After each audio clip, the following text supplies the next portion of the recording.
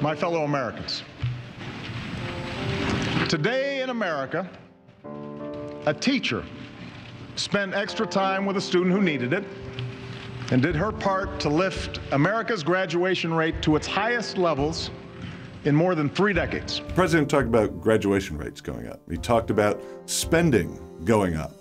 The problem with both those things is if you look at actual achievement, it's remained stagnant for decades, despite massive increases in per pupil spending. Our deficits cut by more than half. The deficit has come down, largely due to policies like the sequester, which the president opposed. But this is only a temporary phenomenon. By 2016, the deficit starts to rise again, and it'll be close to $1 trillion by 2023. And of course, the president simply forgot to mention the $17 trillion debt we face. For several years now, this town has been consumed by a rancorous argument over the proper size of the federal government. When our differences shut down government or threaten the full faith and credit of the United States, then we are not doing right by the American people. It sounds like the president is saying it's important that we debate the size and scope of government. But once some people say the government's gotten big enough and put their foot down and say no more, then suddenly the debate is not very important at all, and we need to just get on with the business of governing. That's what most Americans want. For all of us in this chamber to focus on their lives, their hopes, their aspirations. I think what most Americans want is for the president and Congress to stay out of our lives and our hopes and our aspirations. That's our business, not the government's. Today, after 4 years of economic growth, corporate profits and stock prices have rarely been higher, and those at the top have never done better. But average wages have barely budged. Inequality has deepened. Class warfare may work in focus groups, but it leads to bad policy. We need growth, not redistribution, but you're not going to get better growth if you're penalizing investors, entrepreneurs, and small business owners. But America does not stand still, and neither will I. So wherever and whenever I can take steps without legislation to expand opportunity for more American families, that's what I'm going to do. He's talking here about issuing executive orders. With the stroke of his pen, he makes the government do something that Congress never asked it to do. Harry Truman used this power to seize the nation's steel mills. Richard Nixon used it to impose a wage and price freeze.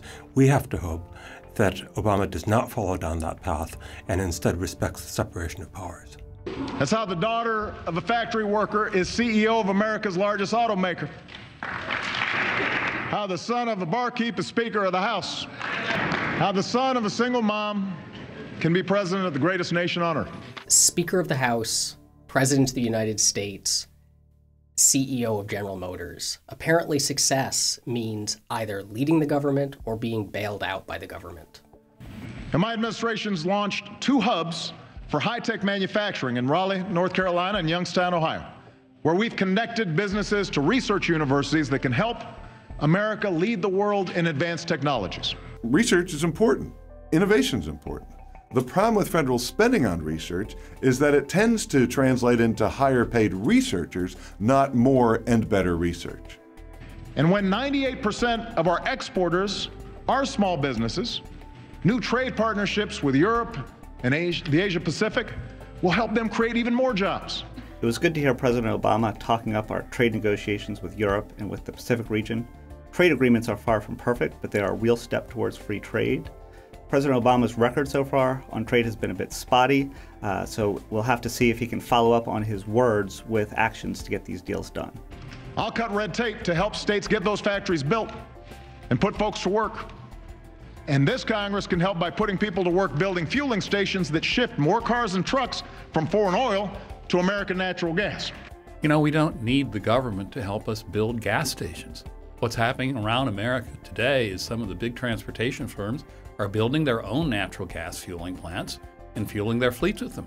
Railroads are switching their engines to natural gas. The government didn't make this happen, the market did. Over the past 8 years, the United States has reduced our total carbon pollution more than any other nation on Earth. Now, the president's right. The U.S. has reduced its emissions more than any other nation on Earth for 2 reasons.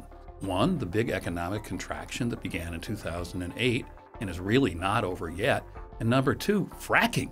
for natural gas, which is creating tremendous amounts of clean energy that's now used for power production. But the debate is settled.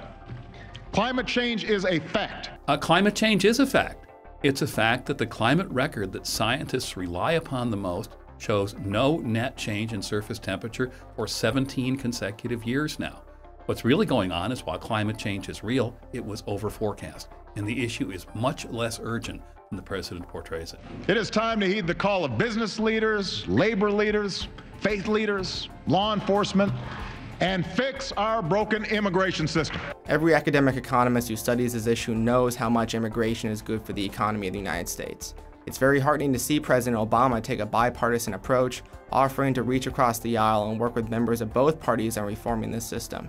This is the first speech of his administration in terms of immigration that is truly conciliatory and bipartisan.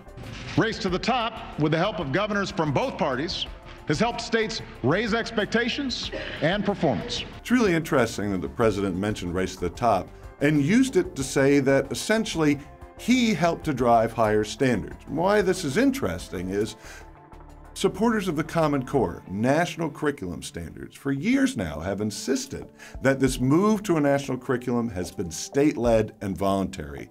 And here's the president essentially admitting, no, it was a federal program that I pushed that ultimately got states to adopt the Common Core. Research shows that one of the best investments we can make in a child's life is high-quality early education. It's absolutely true that what happens early in a child's life has a great impact on their future.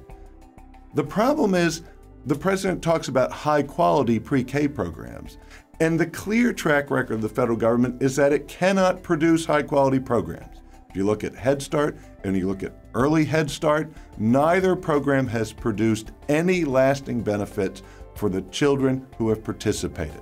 So it sounds great to say we're doing important things in preschool, but it doesn't actually accomplish what we're told it's going to do.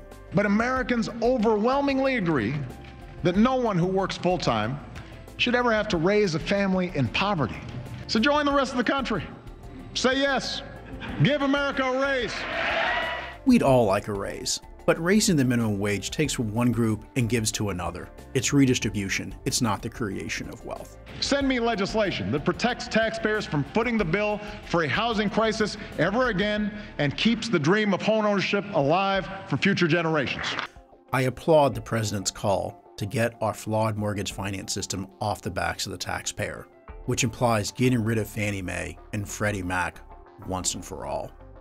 More than 9 million Americans have signed up for private health insurance or Medicaid coverage. First of all, of those 9 million, only 3 million are in private insurance. The other 6 million have simply been shoved into Medicaid. And of those 3 million the president claims, well, only 70% have actually paid for insurance. And about 2/3 of those had insurance before, but were dropped from their current plan despite the president's promise, and now have simply signed up through the exchanges. Citizenship means standing up for the lives that gun violence steals from us each day. Americans are standing up against gun violence, often with guns. In the US, there are 2 million defensive uses of guns per year.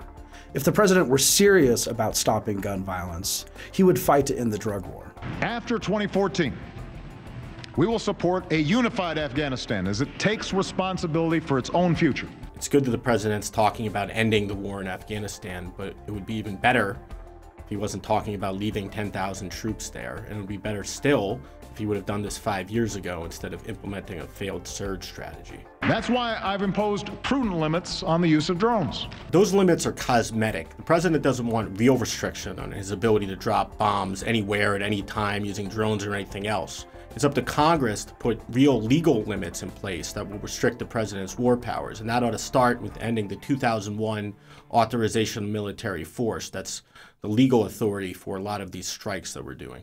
That's why, working with this Congress, I will reform our surveillance programs. There's a real disconnect between some of this heartening rhetoric about getting us off a permanent war footing and working with Congress to reform surveillance, and then the concrete policy reforms the president has been willing to embrace. He's really rejected the conclusions of 2 expert panels that he appointed that found that, for example, bulk collection of American phone records is not necessary or even useful in the war on terror and poses risks. But we haven't seen the president endorse any of the bills on the table that would really impose serious limits on that collection. The vital work of our intelligence community depends on public confidence, here and abroad, that privacy of ordinary people is not being violated. The privacy of ordinary people is being violated every day. The Obama administration has defended secret programs in the NSA more vociferously and intensely than the Bush administration ever did. The Barack Obama of today is quite different from the one we saw on the campaign trail in 2008. Because when I'm president, meetings where laws are written will be more open to the public, no more secrecy. That's a commitment I make to you as president. That Barack Obama promised transparency, and we learned just this week that his Office of Management and Budget is seeking to gut legislation on Capitol Hill that would provide spending transparency so that the American people can oversee the government. And with our allies and partners, we're engaged in negotiations to see if we can peacefully achieve a goal we all share: preventing Iran from obtaining a nuclear weapon. The president defended his diplomatic opening with the Iranians and the interim deal that was brokered. It's gotten a lot of opposition on Capitol Hill, and the president's trying to push back on that and saying, let's see if we can get something out of this deal. There's not very much trusting and a lot of verification in the deal, whereas people on the Hill have been trying to drop a hammer on the deal in terms of a preemptive additional round of sanctions, and the president's trying feverishly to push back on that, and I think that's the right policy.